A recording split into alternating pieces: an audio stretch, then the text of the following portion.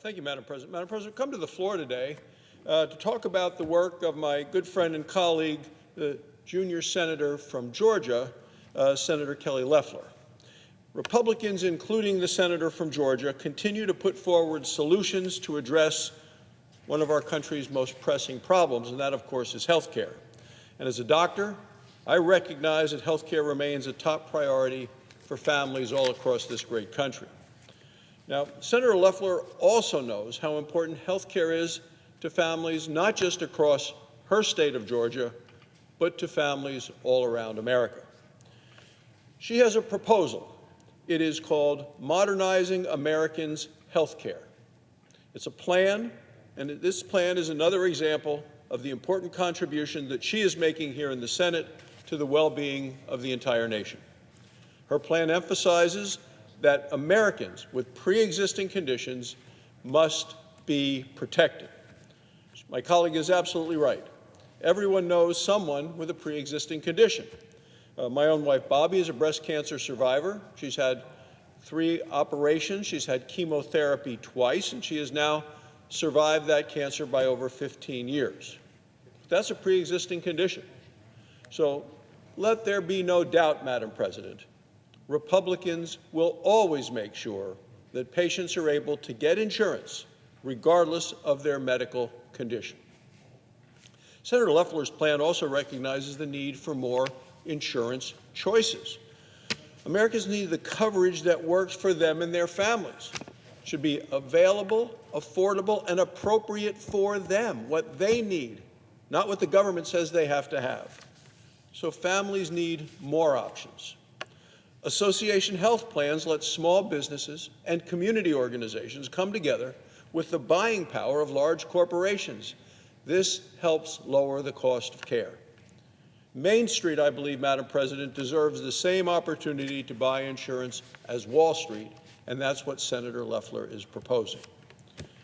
Her plan also lets consumers save more of their own money to pay for health care.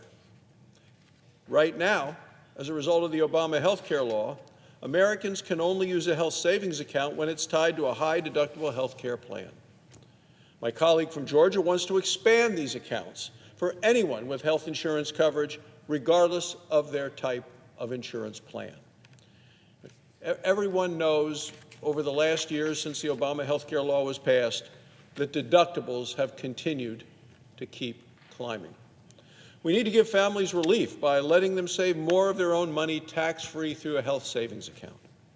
That way, families could use their money to pay for deductibles and other kinds of health care expenses that right now they're not allowed to do.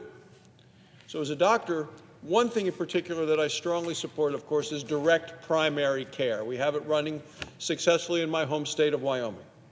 That's when someone pays your health care provider a flat monthly fee instead of a fee every time you visit the doctor or the nurse practitioner. Consumers like this arrangement. They like it because it takes the uncertainty out of a doctor's visit. They always know what they're going to pay month to month to month. Providers like it because they get to focus on patients over all of the paperwork that's so often required by insurance companies. When I talk to doctors who are tired of practicing medicine and want to retire, they say, what is it that you don't like? They love taking care of patients, but they hate the paperwork that comes with it, so often related to the law, the mandates, and the things that happen with trying to comply with insurance paperwork. A lot more can be done, and we know this as a result of coronavirus in terms of providing health care using telemedicine. And especially, Madam President, in your home state and mine, where there are great distances and lots of rural communities, it's a great opportunity for people to receive health care from a distance using the newest technology of the day.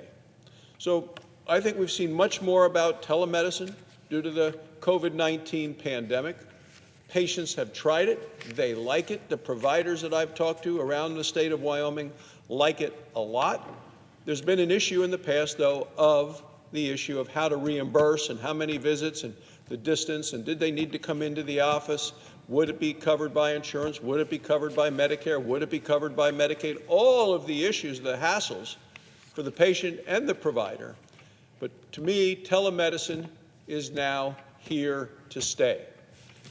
So these direct primary care practices truly have been on the leading edge of telemedicine because they didn't have to worry about insurance company reimbursements based on the number of face-to-face visits. They could just visit and talk to the patient using telemedicine. So speaking of COVID-19, this plan also ensures that we continue fighting back against this virus. And Madam President, there is tremendous news today about vaccines. 2 vaccines, one 90% effective, one 94% effective. As a doctor, I will tell you, these are breakthroughs. These are modern-day miracles of medicine. And you just think about, not that long ago, Dr. Fauci said if we could get a vaccine that was 50% effective, that would be tremendous. But we're talking much, much higher rates of effectiveness than that.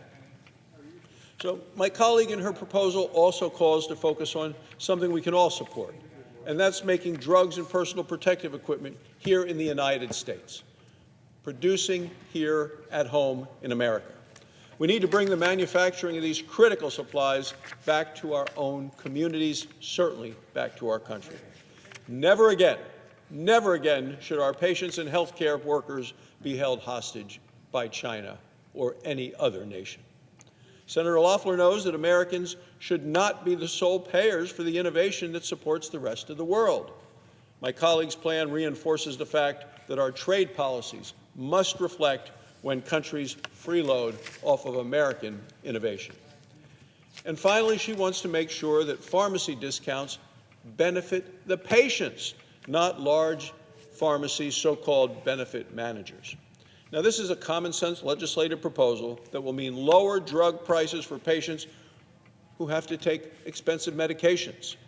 When discounts go directly to patients, Americans will see much lower costs when they pay at the pharmacy counter. Madam President, this is by no means an exhaustive list of what is in Senator Loeffler's proposal, but I'm sure that in the days ahead, the Senate will have a chance to hear more about her important work on health care. I look forward to continuing to work with her and all of my colleagues as Republicans get these important policies enacted into law. Thank you, Madam President. I yield the floor.